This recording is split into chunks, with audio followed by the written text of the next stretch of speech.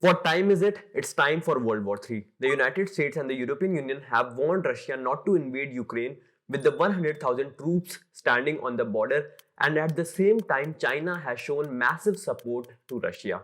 That means US and EU versus Russia and China. Perfect script for World War III. As the video progresses, I will explain how this conflict between Russia and Ukraine started and why are we almost at the start of WW3. Recently, the Pentagon stated that 8,500 US troops are on standby. NATO has also approved the deployment of ships and fighter jets to counter the Russian threat. Amir Puri, a senior fellow at the International Institute for Strategic Studies, said that Putin wants to defeat Ukraine armed forces in the battleground, and even the support of NATO and US cannot stop it. And that's how Putin will prove his supremacy. The world knows that the alpha male Putin has used economic, diplomatic and military forces to suppress Ukraine. But that wasn't enough. So Putin has other means of accomplishing his goals. Some people and politicians in the eastern Ukraine region bordering Russia are pro-Russia. They support Russia. Russia is attempting to turn these pro-Russia people into rebels. And the rebels get everything that they want. Everything involves from money to firearms to drugs to cocaine and hookers. And let me give you another interesting fact. One of the most important rebel leaders in the eastern Ukraine is Igor Girkin. He is a Russian citizen. Da da da. He is a military veteran who retired from Russian internal security services just weeks before he began leading the rebels. Moreover, the rebels are largely comprised of Russian special troops and KGB agents. You have my respect, Mr. Putin. Well played. According to satellite imagery by Digital Global, they spotted Russian trucks crossing the border to provide supplies like guns and drugs. Keep watching the video because I will tell you about the huge Putin game soon and how Putin is attempting to defeat US, EU and NATO all at the same time while growing his approval rating back at home. But first, let's understand the backstory behind the war. Ukraine was part of the Soviet Union until 1991. Ukraine is a Texas-sized country sandwiched between Russia and Europe. After 1991, it was time for Ukraine to evolve. Ukraine wanted to remove its Russian historical heritage and establish closer connections with the West, especially the USA. Earlier, it used to be called the Ukraine, but after the breaking away from the Soviet Union, the name changed to just Ukraine. But the idea of giving away Russian legacy was not welcomed by Russian nationalists. Russian extreme nationalism has risen dramatically in the recent years, and you know why? All thanks to the efforts of Russian nationalist number one, President Putin. And don't get me twisted, there is nothing wrong with being a nationalist. But some politicians use it for their own political gain and they divert their country's attention from the failing economy. According to a research by Harley Blazer, a professor at Georgetown University, the international sanctions placed on Russia for invading Ukraine are extremely harsh. They resulted in low growth and high inflation affecting the overall GDP growth of Russia. Moreover, Putin has declared on multiple occasions that he believes that Ukraine's land and its people are an essential part of Russian heritage. Additionally, Russia's state media has maintained that Ukraine's government is a US-based Nazi regime that poses a threat to the Russian Empire. But let's see what Ukrainians want. Most of the Ukrainians are inclined towards Europe and US, and in 2014 they overthrew a president whom they perceived to be pro-Russia rather than pro-Europe. However, after the person helping Russia was toppled out of the government, Russia invaded Ukraine and seized Crimea. In 2013 and 2014, Ukraine was on the verge of entering the EU. And if Ukraine entered the EU, Russia was willing to punish them financially with economic sanctions. And in case if Ukraine agreed not to join the EU, Russia was willing to reward them financially with loans of up to $25 billion.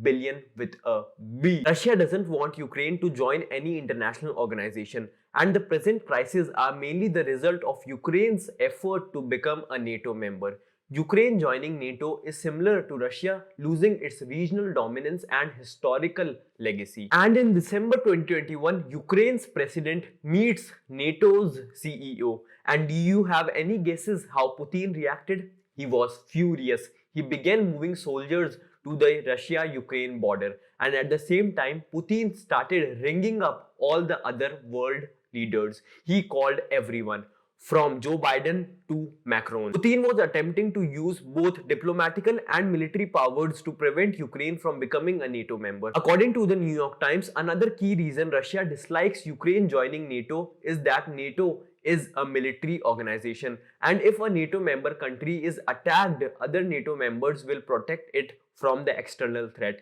And in Ukraine's case, the external threat is Russia. Russia's ultimate demand is that Ukraine should adopt a federal system.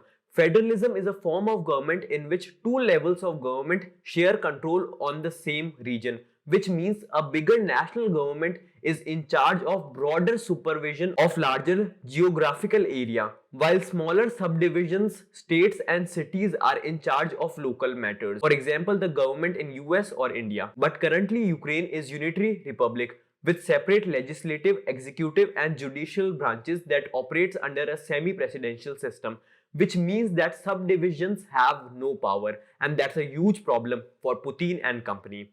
In the current system, Ukraine's pro-Western government is not very inclined to cooperate with Moscow. But in the federal Ukrainian system, regional governments will have much more power, meaning that Moscow can get whatever it wants by calling up regional governors in Ukraine, and Russia can even bribe them easily. And as we all know, international conflicts are powered by natural resources like petroleum and opium. The eastern part of Ukraine is rich in natural resources such as coal.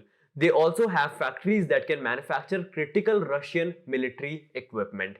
It's all business. And the federal structure that Russia is seeking to impose on Ukraine will intensify Ukraine's already severe political gap between West and East by allowing the country's pro-Russia and pro-Europe groups to drift further apart rather than fully unite. What other broader political goals Alpha Putin is trying to accomplish? He wants to excite nationalism at home for political purposes. Putin's popularity has been decreasing because of economic failures, and Russians have been continuously protesting against his rigged elections. Remember Alex Navalny, the opposition political leader who was poisoned on Putin's direct orders. So there is a lot of back and forth in Russia. However, Putin noticed that after taking Crimea, his popularity skyrocketed. Putin has also been brutally suppressing protesters within Russia since the crisis began, something that is easier to get away with when the world is focused on Ukraine. Other than using this situation for taking control of the internal crisis in Russia,